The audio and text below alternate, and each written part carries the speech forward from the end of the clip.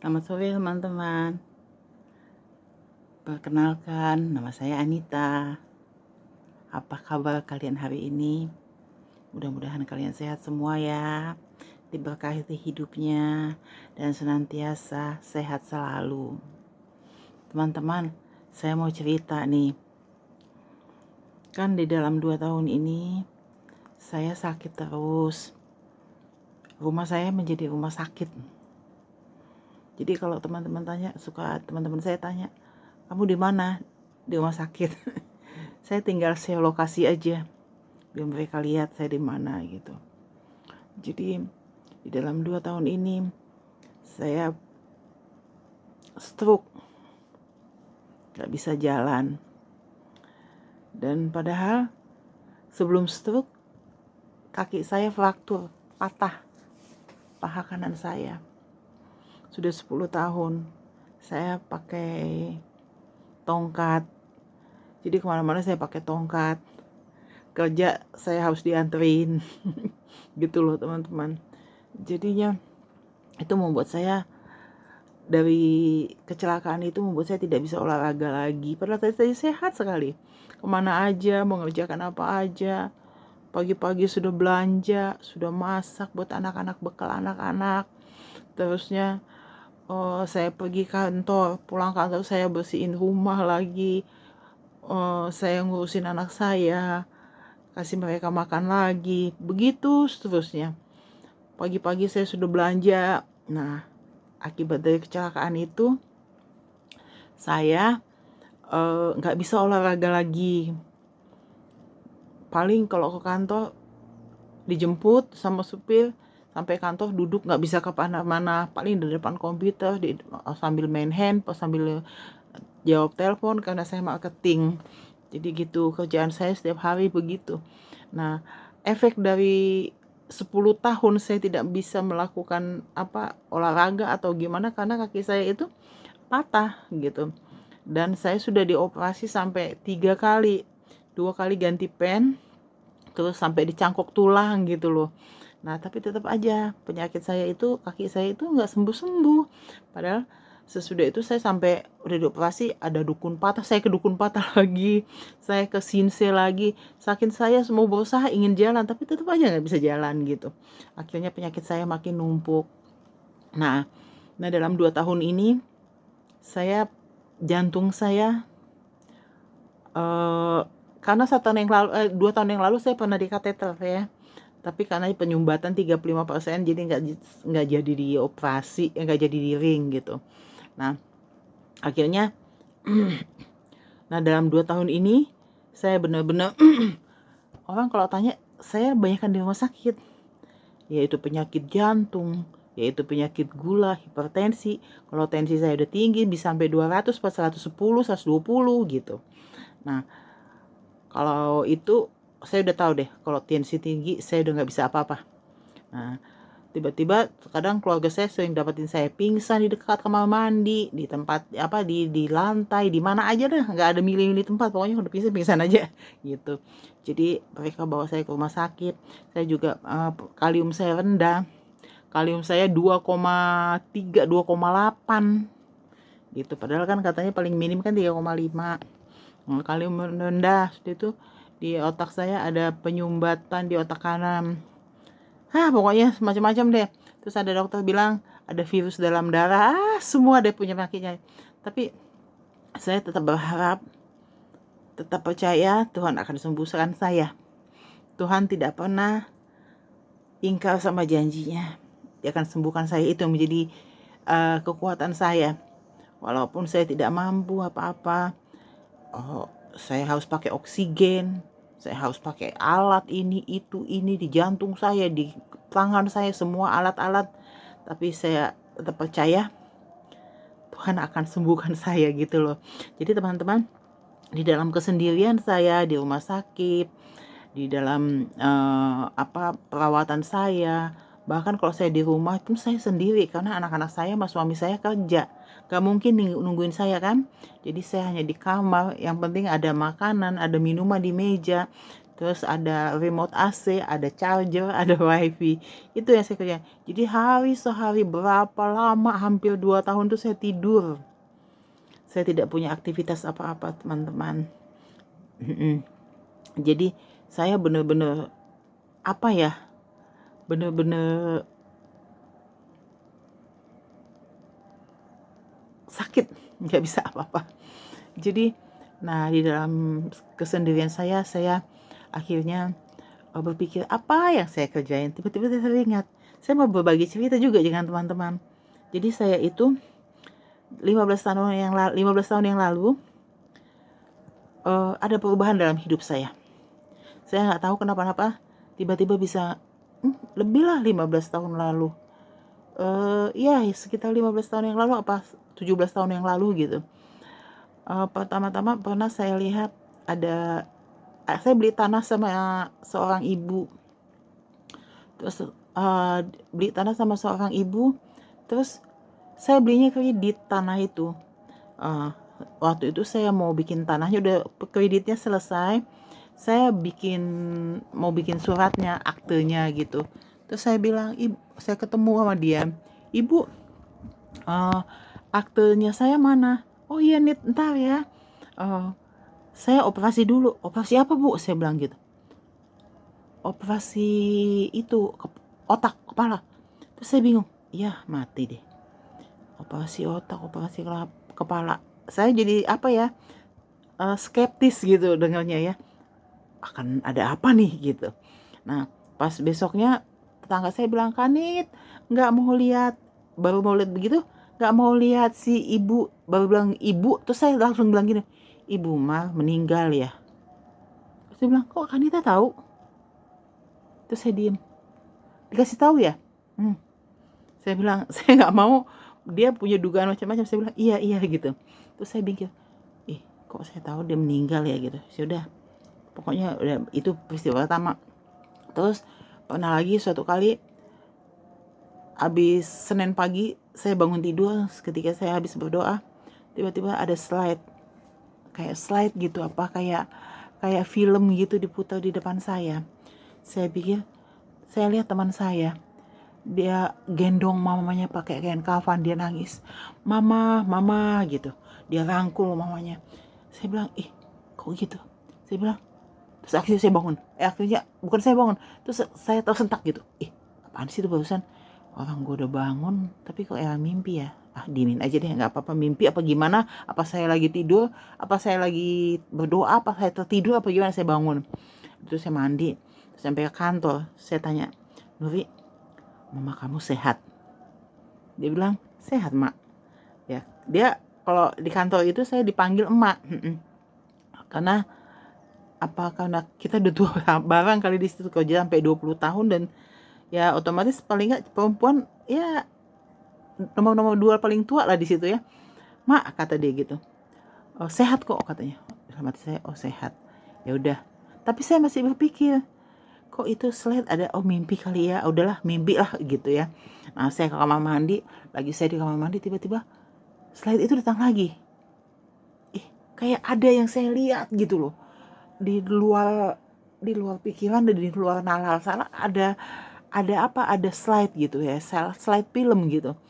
Mamanya Nuri diangkat lagi sama Nuri, film yang sama. Saya bilang, apaan sih Tuhan gitu. Saya tanya lagi, tuh mama sehat ya Nur? Kenapa sih mak? Kata dia sewot.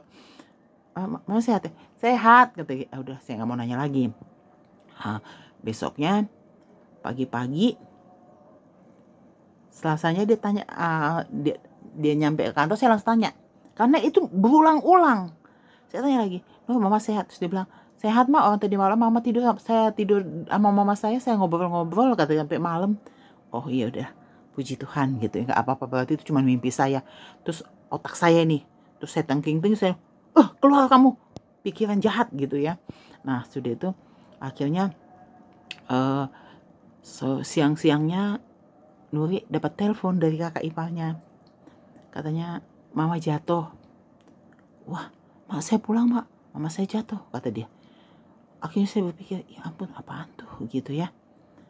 Terus ngeri banget. Nah akhirnya saya ngomong sama teman saya, ada teman saya di atas bagian keuangan, saya ngomong sama dia, kamu tahu nggak, saya bilang, mamanya Nuri itu saya lihat meninggal loh, saya gituin, dari kemarin. Terus dia bilang, ih mak ada-ada aja, kata dia gitu kan. Iya, Nuri hari ini juga pulang loh, mamanya jatuh. Aku bilang gitu kan, mamanya jatuh, saya bilang gitu, mudah-mudahan nggak apa-apa mak, jangan gitu, kata dia. Terus saya bilang iya ya gitu. Terus teman saya bagian keuangan ini udah saya ceritain kalau mamanya itu nanti mamanya teman saya ini saya lihat jatuh sakit gitu dan meninggal. Bukan sakit meninggal, saya lihat slide-nya, tapi dia tiba-tiba jatuh gitu ya, udah 2 hari saya lihat gitu ya. Terus saya besoknya udah begitu, besoknya dia nggak masuk. Mak, saya nggak masuk, mama sakit ya, kakinya gimana, saya gitu, nggak mama masuk Kavolus. Aduh, saya bilang apa itu ya, saya gitu. Sorenya dia telepon, mama sudah nggak ada. Saya kaget, saya shock, saya bingung, saya nggak bisa ngomong. Saya bilang ya ampun. Terus saya ngomong sama bagian keuangan itu, saya bilang mamanya Nuri udah nggak ada, udah pergi. Terus akhirnya dia bilang, lo hati-hati lo mak, penglihatan lu kok serem amat sih lu, kata gitu. Terus akhirnya saya bilang iya ya gitu. Jadi saya agak bingung gitu loh. Jadi saya berpikir ini apa ya gitu, kok saya ingat lagi bu guru yang pergi meninggal, saya ingat lagi ini gitu. Terus nah suatu kali teman saya yang kepala keuangan ini, adik iparnya dia punya mertua udah koma di Singapura. Udah ya, mereka udah disuruh kayak orang Kristen itu sudah disuruh apa ya, kayak perjamuan kudus lah gitu ya. Udah nggak ada harapan apa gimana gitu mertuanya itu. Terus dia telepon, teman saya ini telepon gini, mak lu lihat deh mertuanya adik ipar saya begini diceritain. Dia udah meninggalnya kapan ya mak, apa gimana ya. Terus saya bilang emang saya dukun. Kan saya jadi dianggap dukun. Saya nggak mau saya nggak dukun gitu, saya nggak ngerti. Yuk liatin dong mak gitu. Terus saya diem, nggak tahu saya gitu. Nah saya nggak bilang nggak tahu itu tuh, sampai di rumah saya diem. Dia kan, saya udah di rumah tuh, udah malam, dia telepon itu, saya diem di rumah, saya diem terus duduk saya diem. Saya berusaha lihat wajah-wajah yang kayak apa gitu, siapa ini yang sakit gitu, apa saya bisa lihat mukanya gitu. Terus saya lihat ada sebuah orang Cina, kan orang Chinese ya, ada wajahnya gitu, encim gitu. Oh ini dia. Terus saya bilang, wajahnya kayak begini Lik, hampir kayak ama ya, begini. Iya, rambutnya begini ya, iya ini begini ya. Ya itu mah sembuh Lik, nggak mati tuh, masih sembuh, masih panjang umurnya, saya gituin. Terus si emak terus tapi tetap dia bilang, mak apa si kakak mertuanya itu beneran, kata dia, lu lihat begitu. Iya, dia cuma istirahat doang, percaya deh nggak bakalan mati segitu, nggak bakalan meninggal gitu. Akhirnya terus dia bilang sama kakaknya, kebetulan kakaknya sama keluarganya kenal sama saya gitu, tapi saya nggak kenal sama tuanya, nggak kenal ke mertua adik iparnya. Terus dia bilang gini, kata Mak Nita umurnya masih panjang, katanya umurnya masih panjang, masih sembuh, masih sehat, gitu ya. Terus dia tuh itu orang yang dibilangin nggak pada bengong, orang udah pakai ventilator, pakai apa di ICU kan, teman-teman tahu ya kalau di ICU udah mau gain out, tapi dia bilang yang itu masih sembuh, nggak apa-apa gitu.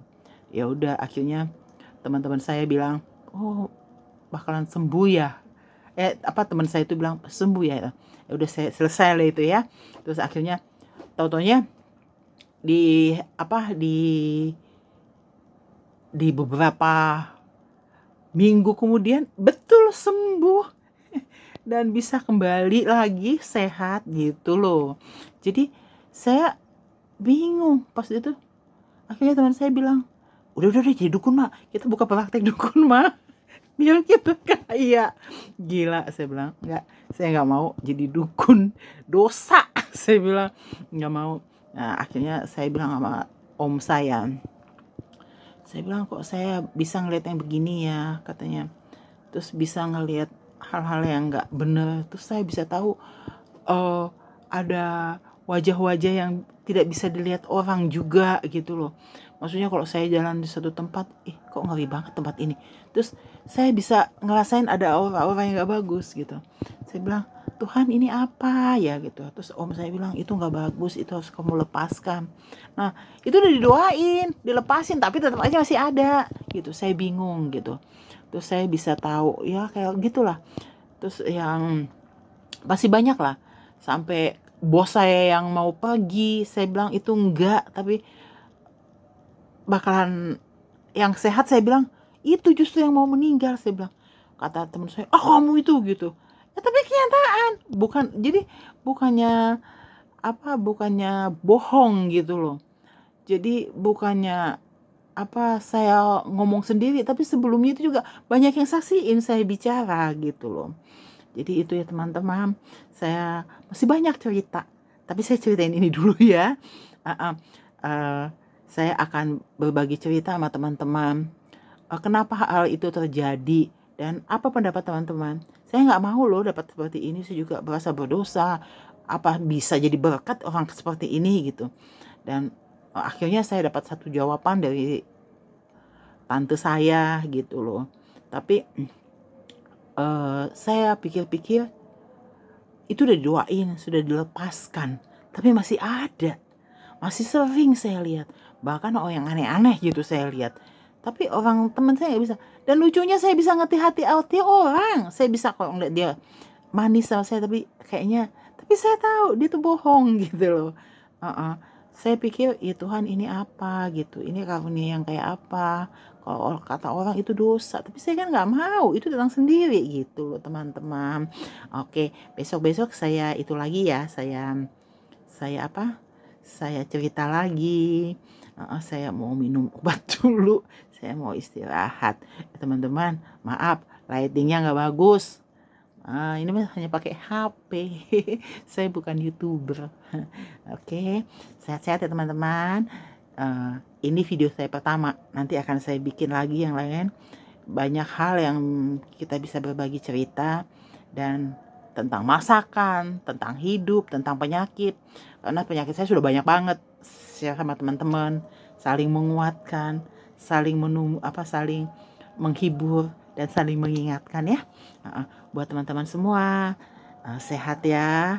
Jangan pernah lelah, jangan pernah putus asa apapun yang menjadi masalahmu.